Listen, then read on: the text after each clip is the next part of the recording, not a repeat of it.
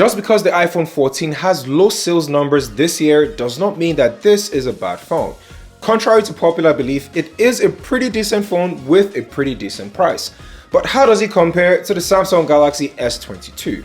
Now, if there's one thing I'm going to do today is to give you guys a clear recommendation on which of these phones to get. You ready, B? Let's go. Okay, let's start things off with the S22. Now, the design is the best out of all the S series phones that came out this year.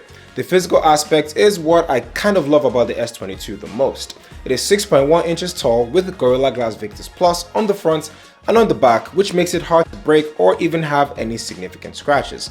So they say. I personally do not take any chances, so I always put a case on mine just to be on the safe side before the phone comes. Now, the back of the phone is where the build quality shines the most.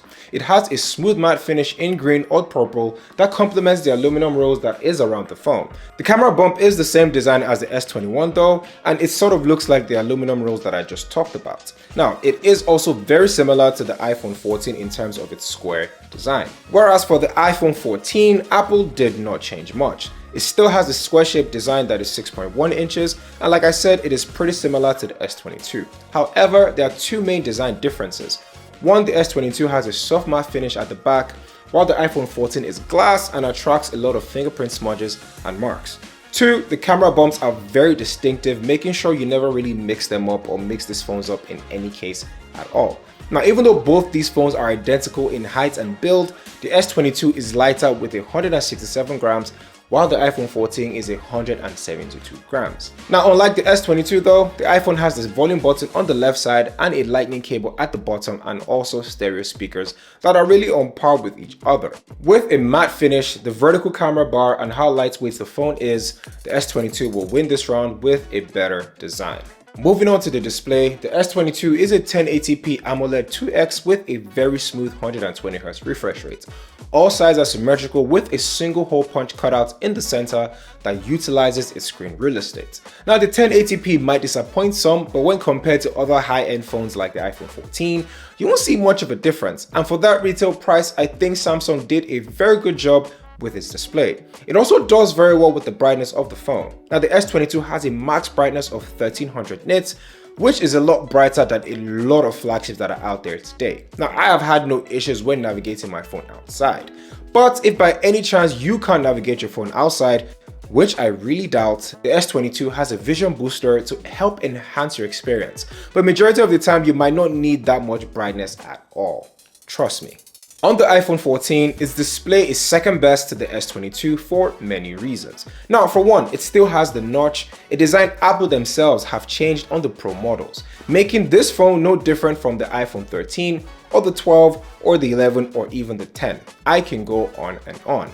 Secondly, the iPhone 14 still has a 60Hz display. Now look, I'm not that guy to say a refresh rate is a deal breaker, but when your phone costs $799, those features are expected. Like, come on, you have to do better with the iPhone 15, even if it's just a 90Hz screen. And third, there is no always on display. Again, this feature is on the Pro models like the iPhone 14 Pro and neglected on the iPhone 14. Now, even though the always on display is different than Android phones, it is still something that should be mandatory on all iPhones going forward. And finally, the iPhone 14 has less peak brightness than the S22 with 1200 nits to the S22's 1300 nits. Now, when it comes to unlocking these phones, they are the same but different at the same time. The iPhone uses a standard Face ID, which is fast and honestly one of the best ways to unlock your phone in my opinion, whereas the S22 can be unlocked with your face, but it's not as good as Face ID. So that's why most people just use the ultrasonic fingerprint reader instead. Now, with all that being said, this just sounds like a mini rant for me, but maybe it is. However, the S22 has the better display and wins this round by a huge landslide. Now, when it comes to the battery life, the S22 has a lower battery capacity than the S21, coming in at 3700 mAh of battery. Now, with a smaller battery capacity, 120Hz refresh rate, and max brightness, a lot of people are going to think the battery sucks, and they will be very correct. The battery life on the S22 is not great. Now, using it every day has been almost a chore. Now, I take it off the charger by 7:30 to go out to work out, and by the time I get back home 2 hours after is about 70 to 75%. And yes, I know I am a power user, but the new SoC takes a lot of power. On most days, it dies before 4 or even before 5. While on the iPhone, Apple wasn't really lying when they said the iPhone 14 is the longest battery life ever. It is 3,279 million pounds of battery, and I think I can call this battery a 2-day battery without any doubt. If you just buy this for calls and text messages, it could even be longer. Now, I'm not stupid or anything. There are many things that enhance the battery life or take it, like a high refresh rate or the lack of an always-on display. But these trade-offs are, well, trade-offs if you care about having a long-standing battery. So with a better battery, the iPhone 14 will definitely take this round. Now moving on to performance, with a new chip in one of these phones and different Android skins with One UI and there's iOS, the software experience is very different.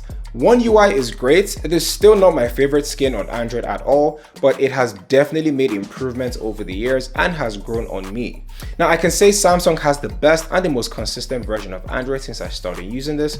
Performance hasn't really dipped at all in any way. It's still very snappy when using it, and if you play games, you will be satisfied. Now, one of the best things about One UI is the fact that it's very customizable.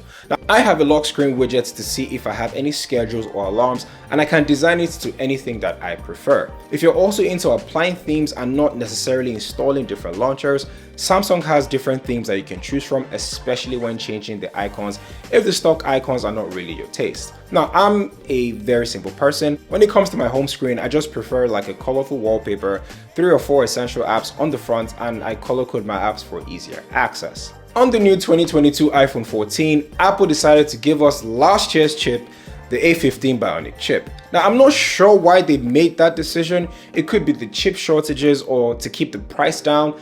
I really don't know, but a new phone should always have the new specs.